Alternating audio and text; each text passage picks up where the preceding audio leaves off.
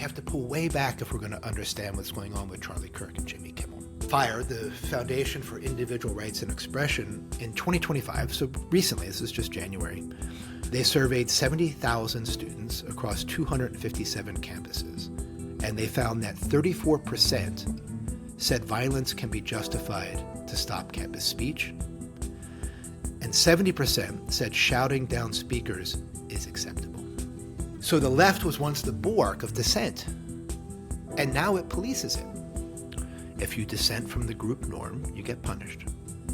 It's regressive, it's anti-liberal, it's tribal. It's a with us or against us moral purity test. So the right, like the left, it began justifying suppression based on political disagreement. That's what's happening right now. The hypocrisy is flagrant and ugly on the right.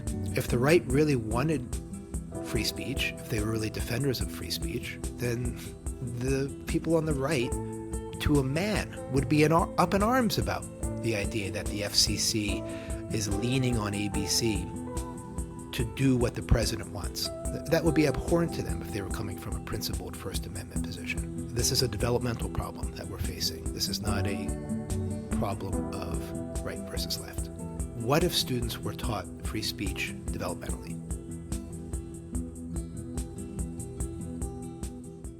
Welcome everybody to Integral Edge, hosted by Integral Life. My name is Keith Martin Smith, and I am the author most recently of When the Buddha Needs Therapy. I also work as a developmental book coach. One of my current big projects there is helping Terry O'Fallon, who created the Stages model of development, helping her write her first book, which is really exciting and super cool. I also work as a developmental leadership coach and just basically working with leaders to become more fully human and to bring more of themselves into their workplace. So we have a big topic here today, and I suspect that if you lean hard right or you lean hard left, you're going to get irritated during this talk. As always, I'm trying to hold a both and perspective in this time of tremendous uncertainty and to really speak to the complexity that's arising here around us. So this talk has 8 major parts to it, and I'll announce each part so you have a sense of how far into the talk we are. I'm hoping to keep it about 45 minutes. We'll see how well I do. And again, really want to hear your questions and commentary afterwards. So without further ado, let's get into it. Let's start off by just defining what we're talking about. We're talking about, in this talk, the First Amendment. And let's just read the First Amendment. It is quite a mouthful. You might be surprised. The founders weren't very good at writing sentences, is one thing I've surmised after looking at the Constitution a number of times over these last couple of months. I gave a talk on the Constitution a few weeks back. But the First Amendment, here we go. Congress has 6 things in it. Congress shall make no law respecting an establishment of religion, or prohibiting the free exercise thereof, or abridging the freedom of speech, or the press, or the right of the people to peaceably assemble, and to petition the government for redress of grievances. 6 things. So there's the Establishment Clause, no national religion, Free Exercise Clause, protection of your religion that you want to practice. The one we're talking about, the Free Speech Clause, protection from government censorship of speech. The Free Press Clause, journalists and media are protected from government control.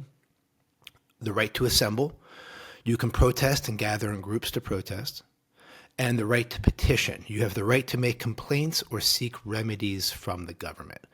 That's all there, okay, in the First Amendment. So it was ratified in 1791, and in essence what we could say is it prohibits Congress or the government from abridging the freedom of speech or the press.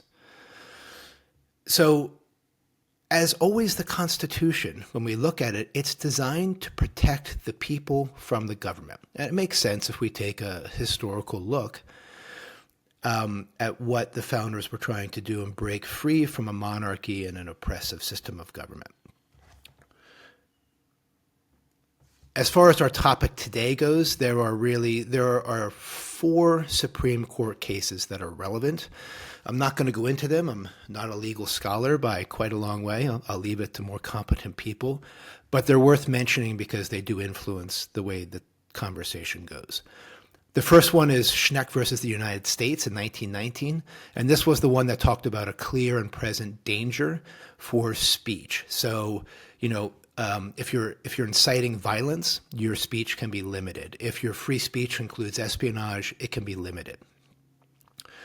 We have Bradenbury versus Ohio in 1969. And so this basically says that the doctrine of speech advocating illegal action, it's protected unless it's directed to inciting imminent lawless action. So imminent there is really key, right? So if I said, I think we, the people, need to overthrow our government and establish a blah, blah, blah. That's not imminent violence. That's more sort of theoretical violence. And so that would probably be protected. If I said we should meet on Tuesday and go attack the courthouse, that's imminent violence. That's not going to be protected. We have Watts versus the United States, also 1969, and this was about hyperbole. If I say something like, "Oh my God, I'm so mad, I'm going to go, do X, Y, and Z to the governor," if it's obviously hyperbolic speech, an emotional speech, and not an actual intent for violence, that's protected. And then finally, the really important one here for our talk today, we have Virginia versus Black in 2003. And this was really around things like cross-burning. And what the court determined then was that we need to distinguish between a symbolic expressive act and a threat.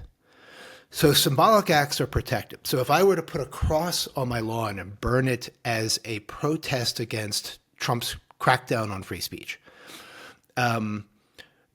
that would be protected. If I was to take that same cross and point it towards my neighbor of color, that would be considered intimidation and a threat, and that would not be protected. In fact, I would get arrested. So Virginia versus Black was making that distinction between symbolism and threat. Okay. To be very clear, the First Amendment restricts the government from restricting free speech, not private companies. Private companies can do whatever they want. Twitter can moderate their content. YouTube can say they don't want videos about cats on their page. ABC can decide it doesn't want to have Jimmy Kimmel on. The First Amendment means the government can't do these things. And we're going to sort of dive down and pull that apart a little bit over the next few minutes here. But before we do, let's take a step back. Let's take a look at the 20th century. So roughly, post-World War II till the year 2000. And let's take a look at what the political movement was like through the 20th century as it relates to the First Amendment. So largely, there was a liberal alignment with free speech throughout the 20th century. So said another way, the liberals were largely defending and deepening free speech across the board.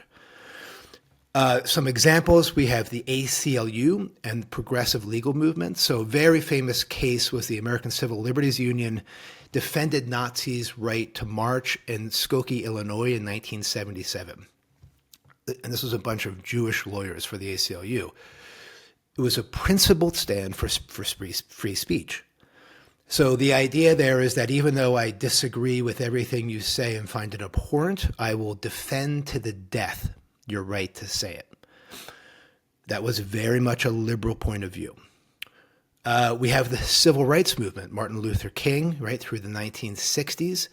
So there, conservatives were really trying to control speech and protest. And speech and protest were the key tools of the civil rights movement. So liberals often defended protest rights against state crackdowns, particularly in the South. And there was a famous court case, New York Times versus Sullivan in 1964, which protected press freedom in exposing civil rights abuses because it clarified actual malice for defamation for public officials. And Trump has been all over this recently, trying to sue people for companies, organizations for malice. And a couple of them have settled, right? And a couple have continued to fight. But the New York Times versus Sullivan in 1964, what that said was basically the press can go after public officials pretty completely. And the only thing that is illegal is if there's actual malice. So if they're actually it can be proven that you're trying to harm the public official by what you're saying, which is very hard to prove. So it's essentially a pass for the press to go after powerful figures. And if you recall with Trump, he didn't win any of these cases that he's brought against the media companies. I don't think he's won. He may have won one, but I think almost all of them, the media companies settled before it went to court. And I think right now there's a $16 billion case against the New York Times, but the judge dismissed it because of the New York Times versus Sullivan as the precedent and said it was just an absurd charge. Okay. Then finally, with the 20th century and the liberals, we have free speech on campus.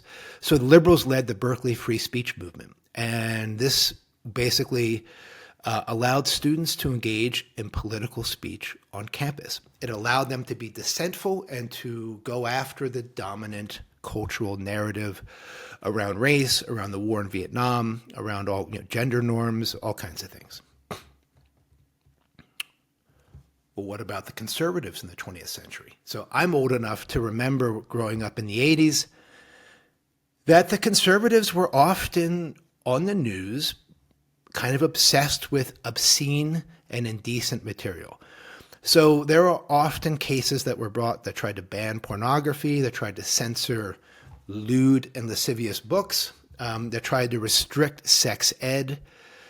There's a famous case, Miller versus California in 1973, which established the Miller test for obscenity. And this was really influenced by conservative calls for limits on moral grounds. Of course, we have the anti-communism of the McCarthy era. This was a abhorrent and radical rolling back of free speech rights. Conservatives supported suppressing communist speech completely, right? Dennis versus the United States in 1951. And there were things like loyalty oaths, blacklists, and surveillance that were justified as national security measures. So it was a pretty ugly time. And then we had religious and patriotic speech norms. So conservative efforts back then, and also today, sometimes push for mandatory prayer in school, for flag protection laws. So they want to ban flag burning. The Supreme Court struck it down in Texas versus Johnson in 1989. It's going back in front of the courts. But generally, the principle would be that since symbolic speech, which we just talked about, is protected, if I want to burn the flag as a symbolic act and not as an act of threat or intimidation, that's protected. And in fact, Trump recently issued an executive order on that. And the lawyers that wrote it were savvy enough to really try to be aware of that distinction when they wrote it. But it's essentially legal doublespeak. Okay, so in the 20th century, conservatives favored order and moral clarity. Liberals defended the rights to dissent and to provoke. So here's a question for you all. Does it seem like liberals are defending the right to dissent and provoke as a principled stand, regardless of the politics of the position? I would say no, as a general thing. Well, what about conservatives? No. So what happened? If liberals were the great defender of free speech as a principled stand, how have we gotten to this place where it's hard to say that liberals are really defending the right to dissent and provoke as a principled position regardless of the politics? Okay, so let's get into it. Second section. The Great Inversion, when the left turned censorious. Now, I've spoken a lot about this, so I'm going to go through this kind of briefly. If any of these things are of interest to you, you can simply go back and look at my last talk on DEI, Should DEI Survive? And I get into this in a lot of detail. So we're going to skip through this a little bit more quickly, but from the 1990s to the 2000s, there was the rise of identity as authority on the left. There was an academic shift. We had critical race theory that emerged from legal studies departments, mainly Derek Bell and Kimberly Crenshaw. And there were some core ideas that were introduced. We had that racism isn't just individual, it's systemic and it's structural. Now, structural, everybody saw. That's redlining, that's restricting money, that's making women wear skirts and have co-signers for their mortgages and their rent. But systemic is about beliefs.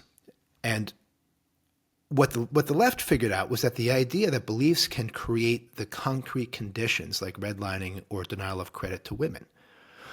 So identity is actually quite important. Language is quite important. Beliefs are quite important because it's understood that these things actually create the conditions of racism, sexism, power differentials themselves.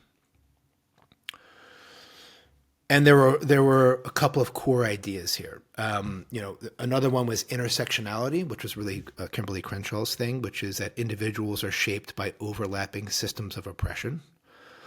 So to be poor is bad, to be poor and black is worse, to be poor black and female is worse still, to be poor black female and trans is worse still, etc. And then power. So critical race theory, really the main claim is that disparities between majority and minority are always explainable by power, patriarchy, racism, homophobia, or other problematic internal belief structures that lead to actual problematic external structures. Okay. So the key point here is that from the 90s, really late 80s to the early 2000s, identity becomes central to knowledge and truth. Identity becomes central to knowledge and truth, which is called standpoint epistemology. And there's a linguistic shift that happens on the left. So they move from equality of opportunity to equality of outcomes. They move from merit to structural oppression. And they move from concrete rights to subjective experience. And in this time period, we begin to hear expressions begin to come online for the first time. And this is all relevant because we're going to talk about the First Amendment and about expression and about language and about power. And so we have to pull way back if we're going to understand what's going on with Charlie Kirk and Jimmy Kimmel. So one of the expressions in the 90s is that lived experience is the authority. Lived experience is the authority. Okay. If we steelman that, we can see where it's true. If a bunch of white people come into Lakota reservation and try to help, we probably want to talk to those people and get a sense of what their lived experience is rather than what we think their lived experience is, which would allow us very likely to help and assist and collaborate in ways that are much more effective. Lived experience is the reality. So when this is healthy, this is a postmodern, post-rational, egalitarian point of view, green and integral. It validates marginalized perspective, it expands empathy, and it surfaces systemic harm. But here's the problem. When it's rigid or absolutized, it can collapse into epistemic tribalism. That means that only X group can speak on this. That's a problem. It denies cross-perspective dialogue. And it says basically you can't question this because you haven't lived it. And it implies that subjectivity overrides objectivity. Feelings trump facts. So the beginning of the problem starts here. We have an insight that's emergent, that's egalitarian, pluralistic, post-rational, green and integral, 4.0 in Terry O'Fallon's model,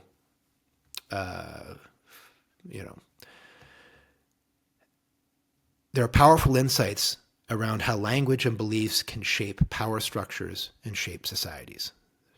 Powerful insights there. But when it's pushed and interpreted at a lower developmental level, it collapses into contradiction, hypocrisy, and easily falsifiable claims.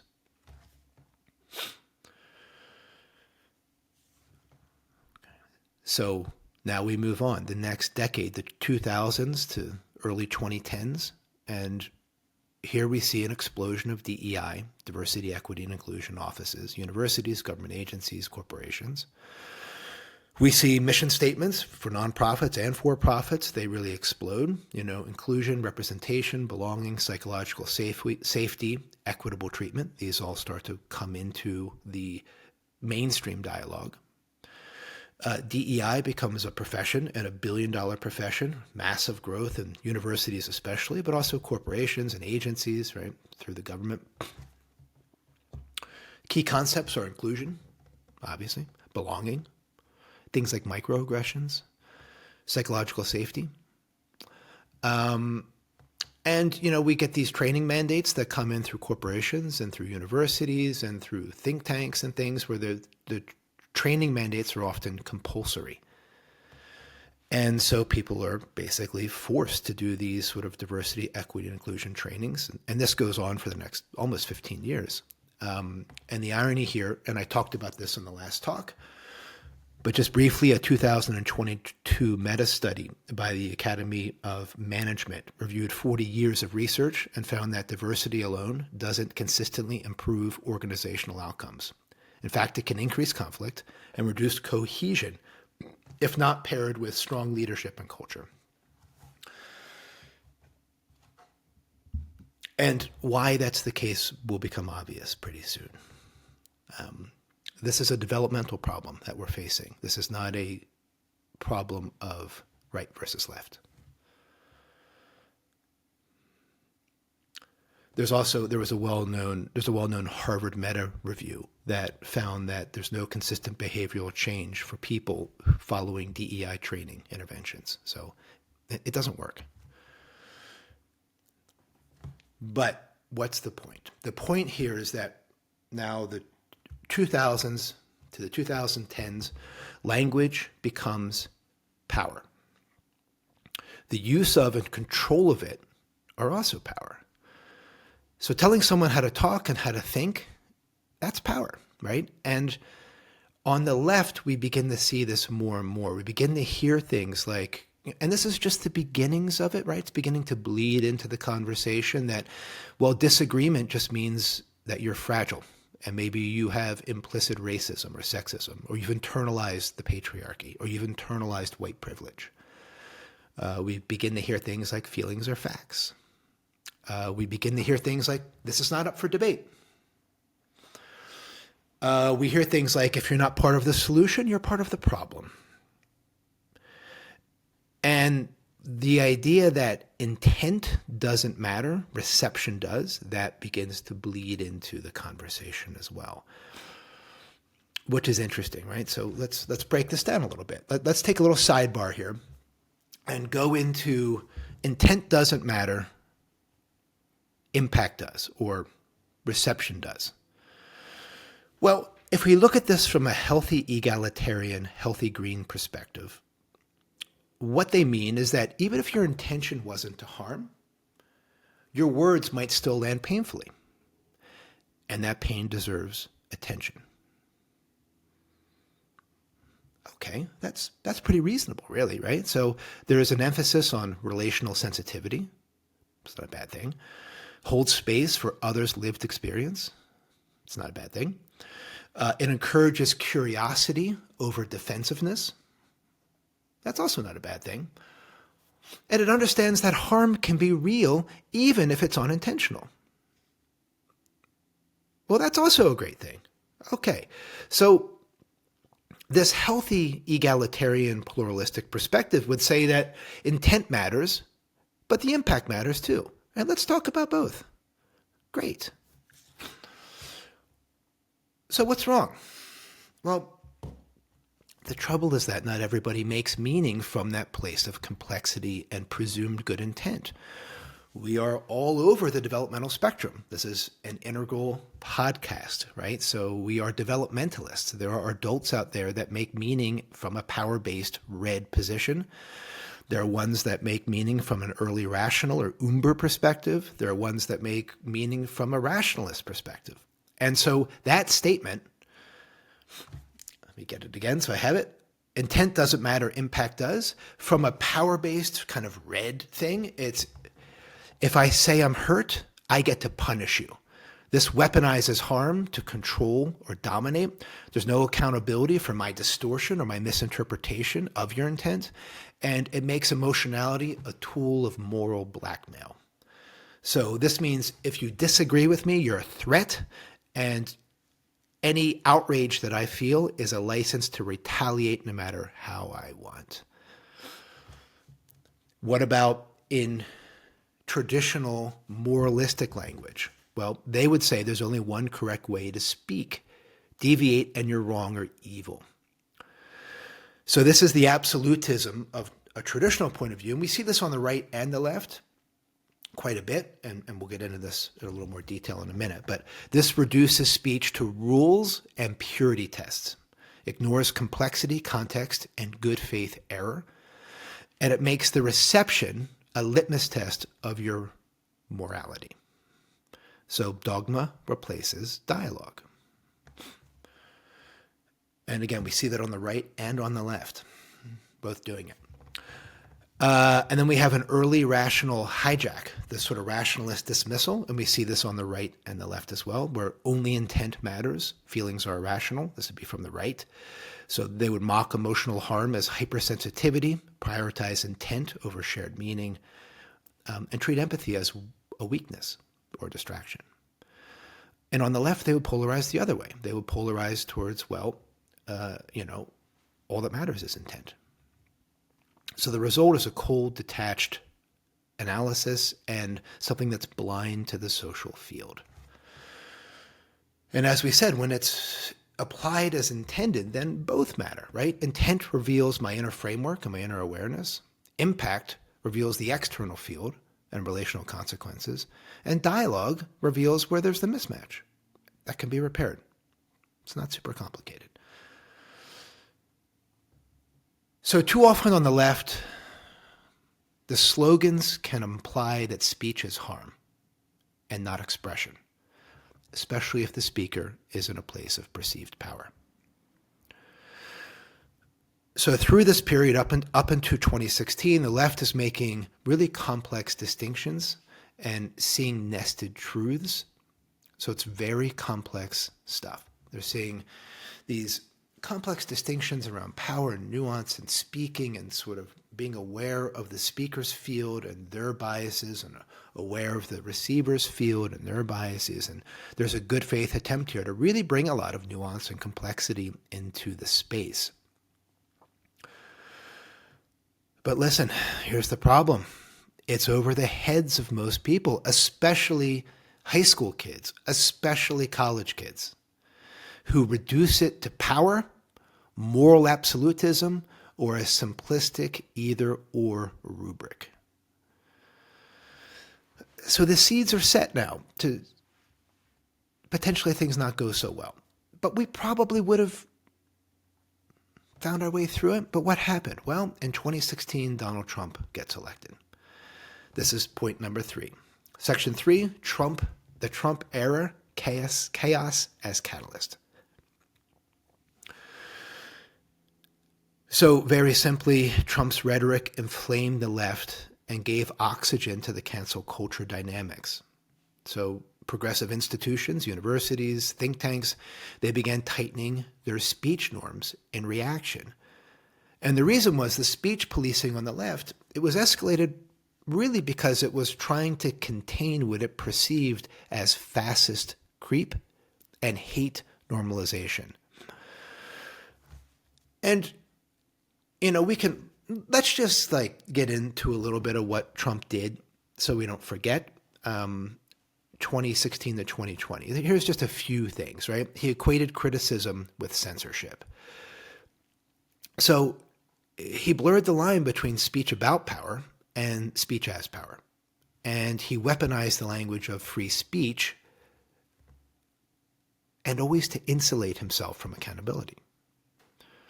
Very importantly, he destabilized the concept of truth, right? So you guys all remember in 2016, he was always talking about the fake news. He discredited journalism, but not just as flawed, but as fundamentally illegitimate. He introduced a post-truth rhetoric where speech becomes performative, right? For Trump, it's if I say it, it's true. And this is pure power-based stuff. He delegitimized independent sources of truth, the media, science, independent agencies, courts, right? Anything that went against his truth, he delegitimized that. So he's really helping to push the culture into a post-truth world. Trump's speech acts basically as a dominance ritual, right? He interrupts people, he mocks people, he talks over them, he name calls them. And this creates a culture of conflict over clarity, impulse over deliberation, and it devalues principled mutual engagement. And a bunch of his followers mimic him.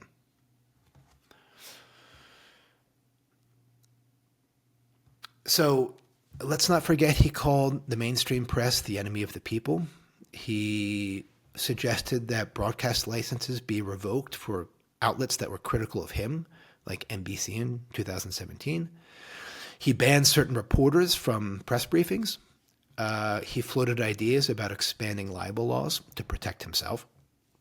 And basically, he chilled the climate for adversarial speech, especially within government institutions. People began to keep their heads down. Right? It's a little dangerous to speak openly and freely about the new president. So I want to be really clear about this. I've seen some integralists really, in my opinion, project complexity on the Trump. Trump is not an integralist. Trump is not a rationalist. His language is traditionalism and power mixed together. His speech is loyalty-based, honor-based, and power-centered. Truth is what strengthens the tribe, and disagreement is betrayal. That was as true in 2016 as it is in 2025. He's completely bypassed rationalist norms for dialogue, rational consistency, rules-based dialogue, institutional neutrality. Completely bypassed those, and in so doing, undermine them. And so what happened? 2016, 2017, by 2018, his chaos triggered a pluralistic or egalitarian overreaction. And identity-based speech policying, a moral fragility, and suppressive overreach began to really blow into the scene. And so we have this complicated dance. It's not like the liberals just lost their minds, right? I explained the context that was happening on the left to set this up. And then we have Trump comes into power and basically puts everything into a blender. And we end up at now the fourth point of this talk, which is post-George Floyd, when the norms collapse, 2020 to 2023. Okay, this isn't that long ago, and I think we all remember how painful and weird this was, this time to live through. So speech becomes a safety threat. This is a big thing post-George Floyd. So speech is now about safety. Words are now actual violence, not free speech.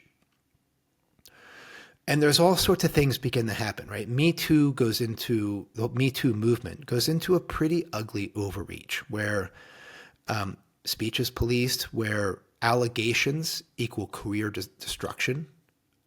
where due process gets completely sidelined.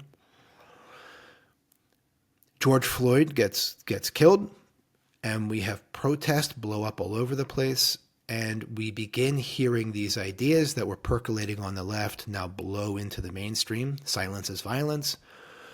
White fragility, right? Privilege equals complicity. Words equal actual violence.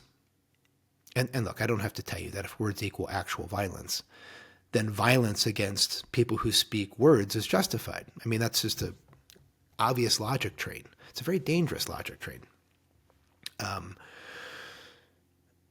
So there are nuances here, right? Silence is violence. Is there truth that, like, if I just live my life and I don't speak kind of truth to power, I don't speak up against what I see as injustices, is that silence? I mean, is it violent? No. But is it empowering injustice or allowing injustice to continue unabated? Yes. You could say, not speaking up makes you arguably morally complicit in what's going wrong in the world. That would be a reasonable green progressive critique of someone's inaction. But silence is violence. That's tribalistic. That's moralistic, right? It means that you are compelled to speak or you're immoral. You're violent, right? You choosing to not speak up means you're actually violent. These are not very true, and they're not very helpful. Okay, so throughout this time, we have academic conformity and suppression, right? There's Evergreen College and Brett Weinstein, and he and his wife get sort of thrown out of the college. There are fire surveys, which is the Foundation for Individual Rights and Expression, and they find in 2022 that 1/3 of faculty self-censor out of fear of their students, and 90% report that they self-censor in at least some settings. 90% self-censor in some settings because they're afraid of the reactivity of the kids that they're teaching. They don't want to get run out on a rail for saying the wrong thing. Police speeching has now become a real thing. Okay, so why does this matter? We're talking 5 years ago, right? Well, here's why it matters. Because universities, places where kids get educated, they are overwhelmingly liberal. They are massively liberal. Some departments 42-1, Democrat versus Republican. It's well established that universities are extremely left-leaning, period. I've given talks on that too. Well, why does that matter? Well, here's why it matters. Because FIRE, the Foundation for Individual Rights and Expression, in 2025, so recently, this is just January, they surveyed 70,000 students across 257 campuses. And they found that 34% said violence can be justified to stop campus speech. And 70% said shouting down speakers is acceptable. 34% said that violence can be justified to stop speech. 3/4 said that shouting down speakers is acceptable. I mean, folks, this is proof of a major problem. This feeds directly into Charlie Kirk and Jimmy Kimmel. What this says is that illiberal principles this says that liberal principles have been hijacked by pre-rational young minds because this stuff is over their heads. The fact that a big majority of students think that it's okay to shout down a speaker you don't like, that is not good for a free society, right? Back in my day, we were very much taught that you defeat a bad idea with a better idea, that you don't shout people down, you listen to them, you do your research, you do your homework, and you defeat their ideas with your own. That debate, talking, shows that some ideas are flawed, some ideas are better, and you would never shout somebody down. I mean, what's the point of that? If you don't let people speak, words are not actual violence, and so if you don't let people speak, then the only recourse you allow them is actual violence. That's the world we're living in now.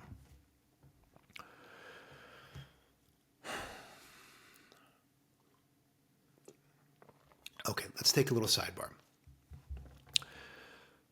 So rather than shouting like an old man about what's wrong with the world, what if students were taught free speech developmentally? So building it stage by stage. Let me just give a little overview of what that might look like. Okay. Kids in high school, a lot of kids in college, they are conformist socialized, right? They're making meaning as part of a group. They don't have a group, they are a group. So speech then is governed by moral order and authority. Free expression is acceptable only if it aligns with the group's sacred values. Dissent or disruption is seen as disloyal. So this comes down to, look, you can't burn the flag because I find it offensive on the right. It comes down to, on the left, if you don't use pronouns for people, that's actual violence against someone and you're anti-trans. Moral absolutism. So we know that. So we want to walk them up through a rationalist, truth-seeking perspective where free speech is seen as the engine of progress, right? So we want to teach them that debate and data and falsibility are the keys to understanding free speech. That speech isn't sacred. Suppressing it is dangerous because it blocks access to competing ideas, slows intellectual evolution. Free speech is what makes science, journalism, and democracy work. This needs to be taught and defended at the high school and university level. And universities are often awash in these progressive values, and so that means that they're all about empathy and inclusion. So students learn that speech has impact, which I just talked about, especially on marginalized identities. So they become more attuned to tone, context, historical trauma. So, but even mature pluralism, postmodernism, it still supports free speech. It just calls for sensitivity and care alongside of it. The problem is that many students are skipping this rationalist part entirely. So they leap from their traditional moralism into a very distorted pluralistic view, and they enforce it with a power-based energy. They use outrage and force to control others. And so what you get is words equal violence, silence equals complicity, offense equals harm, dissent equals oppression. So these kids are not progressing. They're fusing moral rigidity with tribal aggression, and they're calling it compassion. And then we end up with 3/4 of college students today think it's okay to shout down someone who you don't like, because it's not a rationalist. It's a pre-rational position. Nothing egalitarian about that at all. So the left was once the bulwark of dissent, and now it polices it. If you dissent from the group norm, you get punished. It's regressive, it's anti-liberal, it's tribal. It's a with us or against us moral purity test. There's little difference between this and having a state religion. Okay, we're still in the 2020 to 2003 period here. COVID. All right, everybody? COVID. Now, I mean, if you haven't read the Twitter files, this was very problematic. The Biden administration and the federal agencies under their power, they basically put pressure on Twitter, on YouTube, on Meta, on all these organizations to make sure that they flagged anyone or anything that was questioning vaccine mandates, questioning the dominant narrative, offering alternative scientific perspectives. There was the censoring of voices, right? They tried to, try to take down Joe Rogan. But things that a Joe Rogan was talking about were taken off of YouTube, were taken off of Twitter. Scientists, doctors, public intellectuals were suspended, right? Or shadow banned for views that later proved to be valid or at least debatable. Right? I mean, I was going through this. I was a single guy living alone. I kind of wanted to know what was going on. I wasn't trying to protect my family. My parents lived across the country, like I wasn't living with grandma. I was like, hey guys, what's going on here? I don't have a lot of fear going on with me. And there was really a chilling effect here where there was a precedent where dissent from official narratives is treated as misinformation, not based on open dialogue or debate, right? But there's a coordination between state actors, the Biden administration, and private platforms, right? This was pretty close to straight up speech suppression. Now, the government didn't mandate it, so it didn't technically, they weren't banning the speech technically, but they were leaning heavily on media companies to suppress certain narratives that might cause vaccine hesitancy or that might cause doubt. It's very illiberal, okay? And to be frank, it really fucking pissed me off at the time. And I've talked about it quite a bit. So as we come to the end of this sort of period, the sort of takeaway is that by 2023, we're living in a world where language is no longer just descriptive, it's moral. If you deviate, you risk professional and social punishment. The left used to stand for protecting dissent and freedom of any expression as a principled position, but between 1990 and 2020, it's really started to change. Okay, point 5 and point 6 are going to be about the right. So if you think I'm really like playing up the right here, listen up, because the right is really no better. So let's talk about the right's reaction between 1990 and 2020. We'll just give sort of an overview here. Okay, so basically like from the early 90s to the 2000s, the right, the conservatives, they were still fixated on obscenity and flag burning and school prayer and decency laws. And it was really only after Obama that the cultural momentum began to shift and the right began to reframe itself as the victim of liberal orthodoxy and censorship.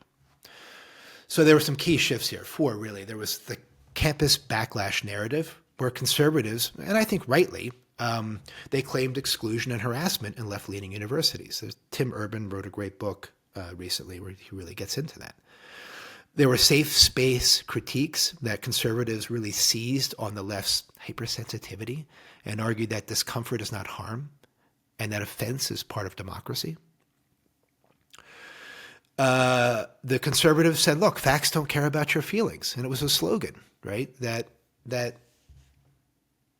I mean, it's kind of obvious, right? Facts don't care about your feelings. We don't have to unpack it.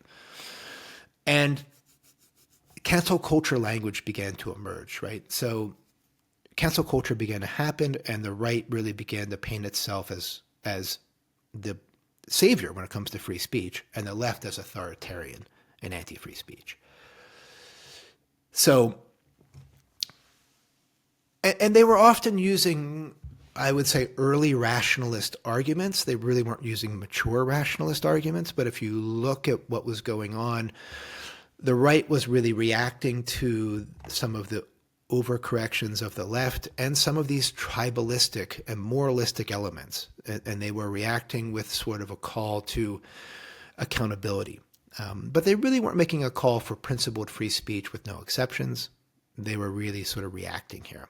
So the key figures were like Ben Shapiro and Jordan Peterson and a young Charlie Kirk who was coming up. And there was a great talk I saw by Jordan Peterson, who I really enjoy. But someone asked him, it was Channel 4 interview on the BBC, and the woman asked him, why does your right to free speech trump a trans person's right not to be offended? And he said, that's easy. Sometimes in service of the truth, I have to risk offending you. And he said to the interviewer, look, you haven't really cared about offending me during this interview. You've been digging around and it's been quite unpleasant. And good for you. You're trying to figure out what's really going on here, as you should. And so to get to the truth, you have to risk being offensive to me, which you're being, and good for you, because that's what we want to allow, right? Knocks it out of the park. It's a fantastic answer. Why you need to allow space for people to be uncomfortable in free speech and not censor it. Okay, well, then what do we have? Well, then we have 2020 to 2025, and here we have the illiberal churn of the right. So if the left overreached in the name of safety and justice, then parts of the right began to overreach in the name of free speech and undermine their own principles in the process. So, Trump has been really going from defending free speech to being really all about retaliatory censorship. That's what's been going on for since he came back into office. He's threatening broadcast license over jokes and criticism, right? Obviously the whole Jimmy Kimmel thing. He's using the FCC and the Department of Justice or public funds as speech levers. He's weaponizing anti-woke laws that restrict classroom content, like banning critical race theory. I'm not for banning anything, right? Banning anything is an illiberal idea. Obviously the FCC chair under Trump just said about Jimmy Kimmel, we can do this the easy way or the hard way. These companies can find ways to change conduct, to take action, frankly, on Kimmel, or there's going to be additional work for the FCC ahead, right? It's not even a veiled threat. It's a threat. Pam Bondi, the Attorney General, she said that, she tweeted that they will absolutely target you for hate speech, which is legally incoherent. And she had to backpedal because it is legally incoherent. Hate speech is protected unless it's a true threat. It's so anti-free speech to say something like that, And what they mean is, Trump wants to go after speech that he doesn't like as hate speech, but hate speech is protected. So it's going to be really curious to see where this ends up. So the right, like the left, it began justifying suppression based on political disagreement. That's what's happening right now.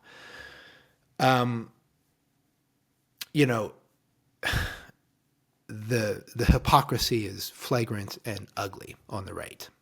There are state laws that punish companies for boycotting Israel.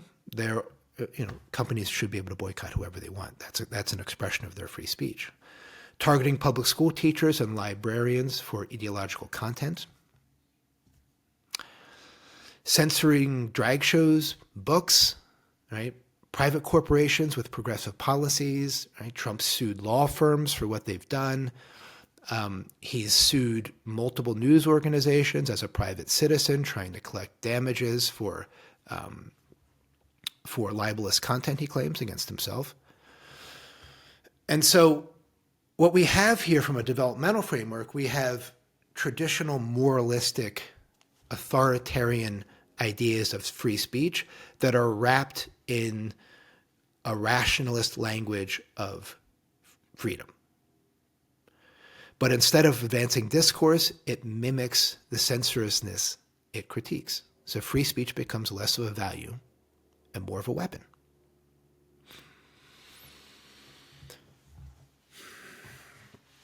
Okay, so if we take a step back here and we look at the horrible assassination of Charlie Kirk, which was repugnant and terrible, right? Reprehensible. And we look at the disgusting, morally abhorrent reaction by many people on the left who celebrated his death.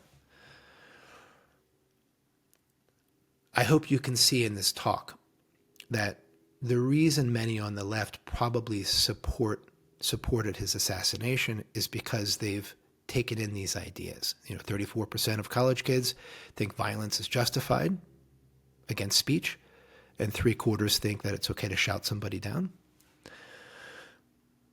These recent would-be assassins or actual assassins have all been young people, all been young men, steeped in this kind of indoctrination and thinking. It's not a coincidence.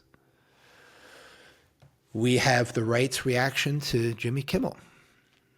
If the right really wanted free speech, if they were really defenders of free speech, then the people on the right, to a man, would be up in arms about the idea that the FCC is leaning on ABC to do what the president wants. That would be abhorrent to them if they were coming from a principled First Amendment position.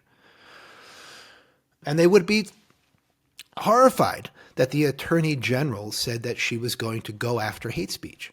Whose hate speech? What's hate speech? You know, one person's hate speech is another person's truth, right? As long as you're not inciting actual imminent violence, it's protected speech. Now, your employer can fire you, but your employer can fire you if, you know, they think you have a haircut that doesn't befit the company image, right? Employers have a lot of First Amendment rights to fire and hire at will.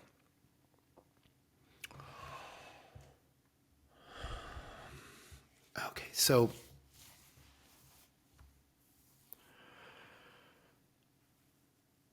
let's take one final thing here. We're going to do the seventh part of this, which is a developmental analysis. So we'll walk through how the different stages of development shape views on free speech, which I've already talked about. Just want to say it once more.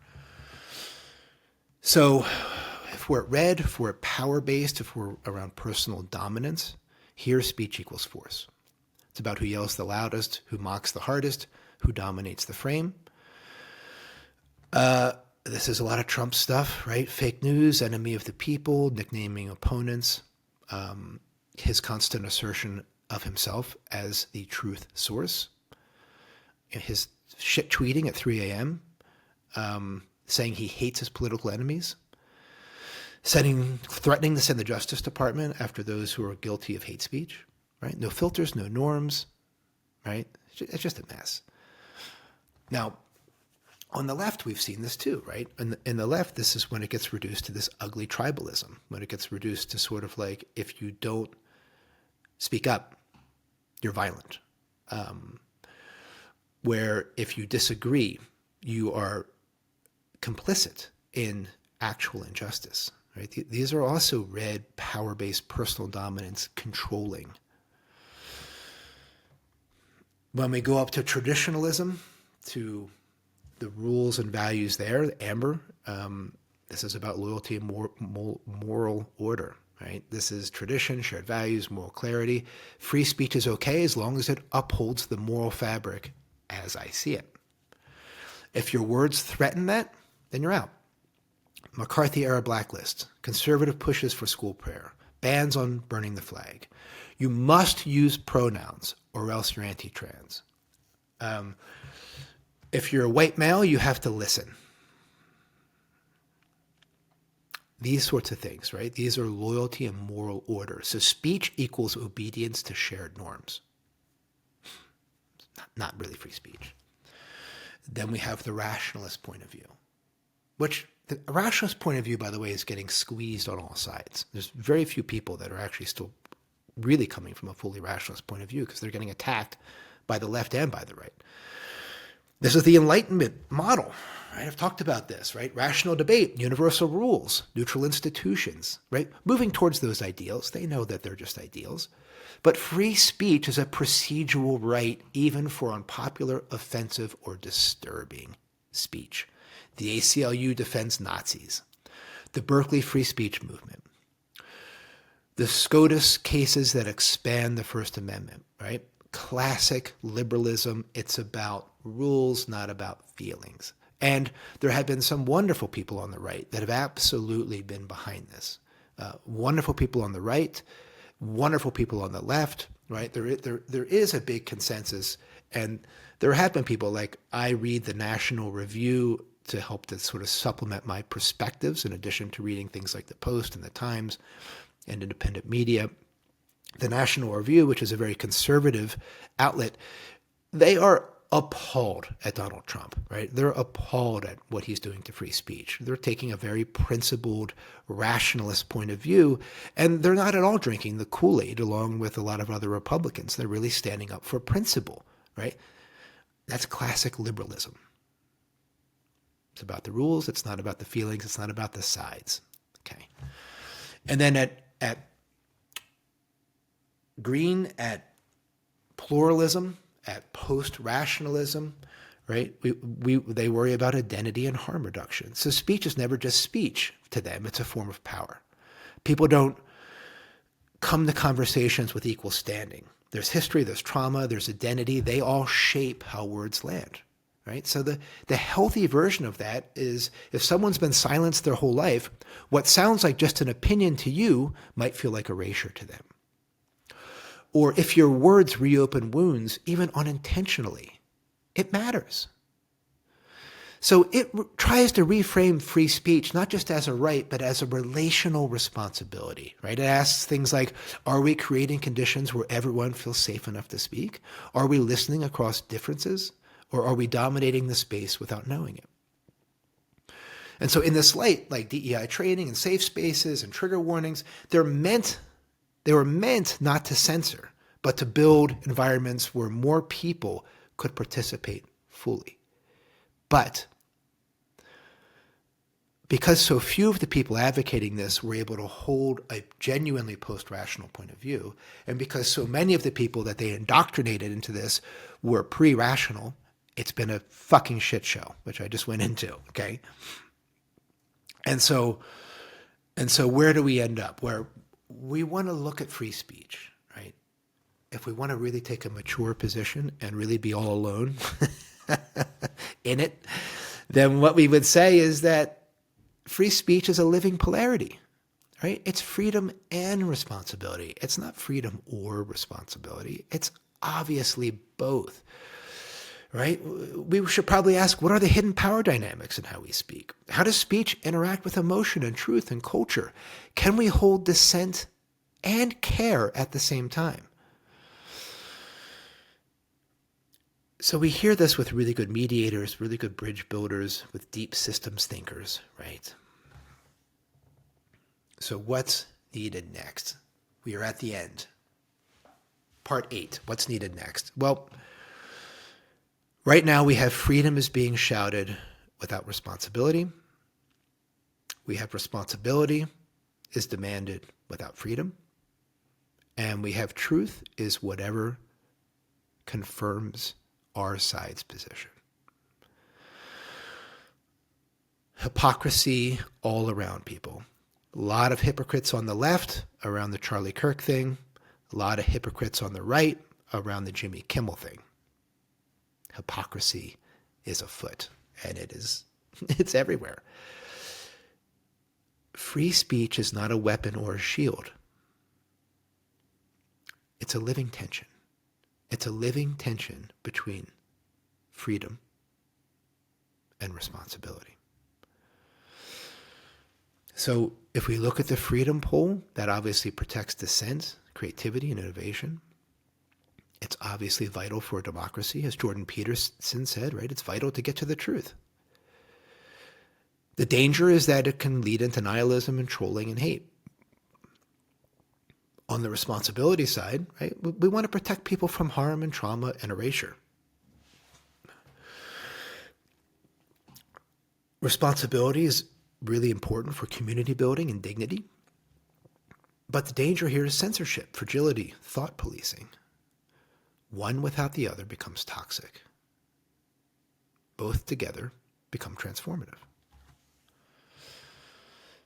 So free speech is not a culture war issue. It's a developmental challenge. The question is not whose speech should we suppress, but can we grow into the kind of people who can hear each other even when it hurts? That's the invitation. So once again, everybody, thank you very much for joining me here on Integral Edge, and thank you to Integral Life for hosting it. Thank you to Corey, who's always so helpful in helping me organize my thoughts around this. He and I had a beautiful argument with each other. We were really literally shouting at each other. I mean, I was shouting. I don't know if we were texting, but it was a lot of emotional energy, and it was beautiful. It really helped me get clear on the places where, boy, there's so much emotionality bound up in this for all of us. I had to do a lot of work to get my head out of my rear end for this talk and to really try to find the complexity here, right? And see if we can find a through path of mutual accountability on the right and on the left, because, we're all in this together. It's our country. It's our world, right? I know some of you are listening from the UK and other parts of Europe, but I know you all are having a lot of the same problems that we're having here in the US. And it's up to us. It's up to us to be a force for reason and empathy, and to hold our side accountable as the other side, not in a hateful, moralistic way, but really calling people back or calling people up to reason, starting with a healthy, orange, fourth order, rationalist defense of free speech and why that matters. As Jordan Peterson said so eloquently, we have to risk offending people in order to get to the truth. I think we can leave it on that note. Thank you all very much. See you in 2 weeks.